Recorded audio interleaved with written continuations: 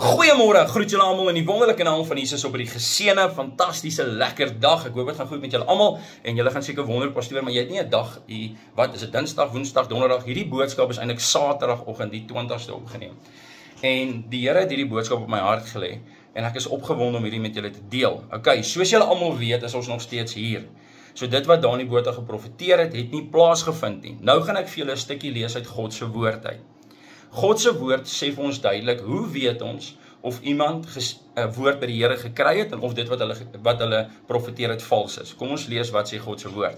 In Deuteronomium 18 vers 20 sê die volgende: Maar die profeet wat so vermetel is om 'n woord in my naam te spreek wat ek hom nie beveel het om te spreek nie, of wat in die naam van ander gode spreek, die profeet moet sterwe. En as jy in jou hart sê, hoe sal ons die woord weet wat die Here nie gespreek het nie? So die vraag is, hoe sal ons weet dat die persoon wat geprofeteer het nie spreek wat hulle by die Here gehoor het nie, of dat dit vals is? Kom ons kyk gou. As die profeet in die naam van die Here spreek en wat hy gesê het gebeur nie en kom nie uit nie, dan is dit die woord wat die Here nie gespreek het nie.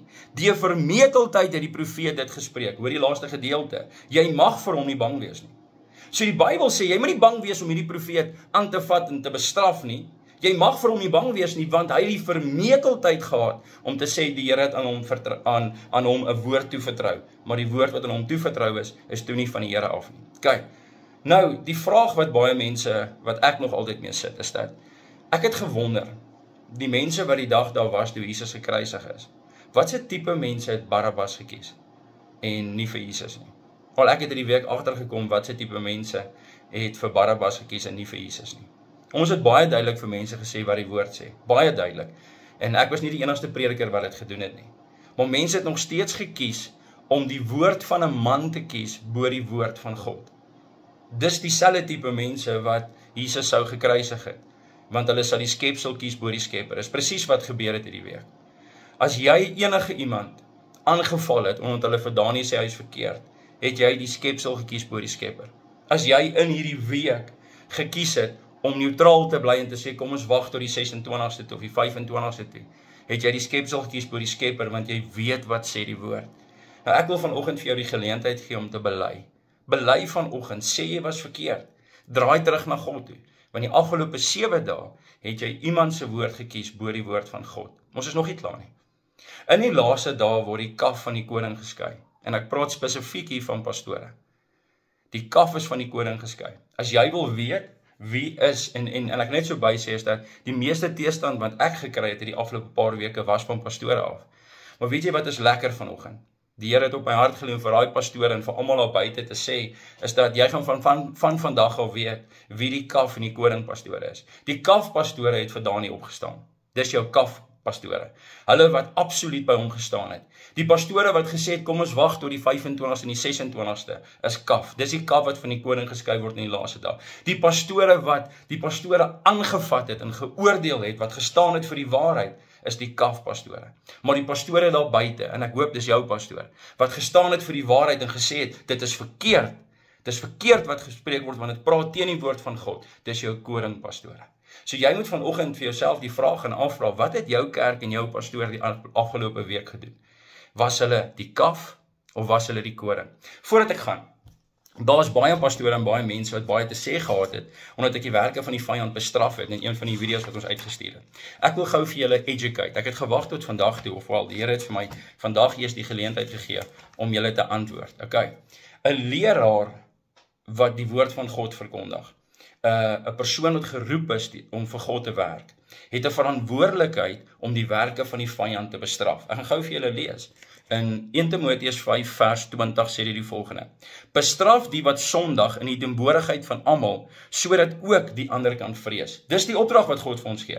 Bestraf die wat sondig in die teenwoordigheid van almal, sodat mense kan vrees en dit nie weer gaan doen nie, want jy bestraf hulle met die woord. Maar predikers gekies om dit nie te doen nie. Dis mos Botha Dani. In 2 Timoteus 4 vers 2, ek educate julle vanoggend, want lyk my sekere predikers het vergeet hiervan.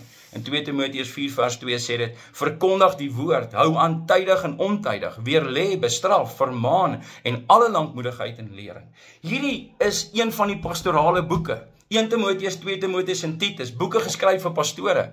Die Here kom en sê pastore, wanneer daar mense is wat teen die woord van God praat, gaan jy wat moet doen? Jy gaan tydig en ontydig die woord van God verkondig. Maar wat het ouens hierdie week gekies om te doen? Dis mos nou ontydig. Ek gaan aangeval word, so ek gaan kies om niks te sê nie. Weet jy wat? Jy's kaf. Dis wat God se woord sê. Die kaf is van die koring geskei. In Efesiërs 5 vers 11.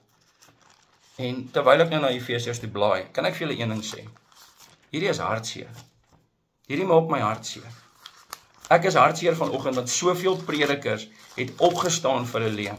Soveel predikers het besluit om niks te sê nie hulle kerk reg te help nie. Soveel predikers het gekies om maar eerder aan te val as om te sê, hoorie maar, ek hou nie van hoe hy dit doen nie, maar dit wat hy gesê het is die waarheid. Soveel predikers het gekies om by Dani te staan.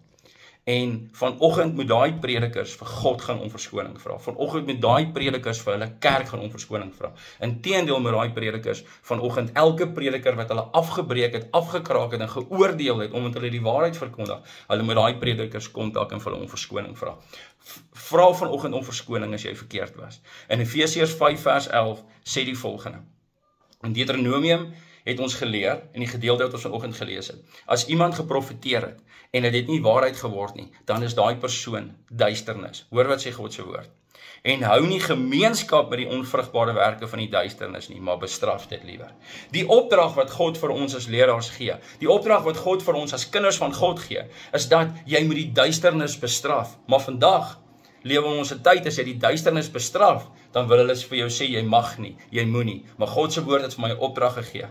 Ek sal, en ek wil julle moet hierdie weet, ek sal altyd die duisternis bestraf, want dis die opdrag wat die Here vir my gee, tydig of ontydig.